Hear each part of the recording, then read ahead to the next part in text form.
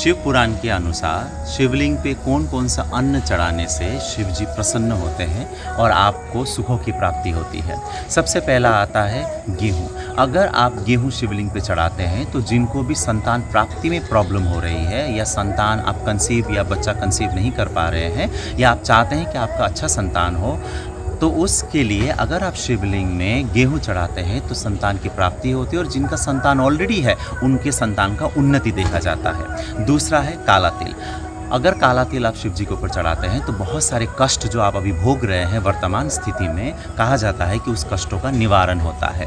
तीसरा है चावल, लेकिन चावल टूटे फूटे ना हो, सॉलिड जो चावल है वो सॉलिड होना चाहिए, वो टूटा फूटा नहीं होना चाहिए, उसे हम अक्षत भी बोलते हैं। अगर आप चावल शिव जी पे चढ़ाते हैं तो चंद्रमा बलवान होता है और सुखों की प्राप्ति होती है, क्योंकि चावल को लक्ष्मी का रूप माना जाता है, इसलिए घर में धन धान्य की वृद्धि मानी जाती है।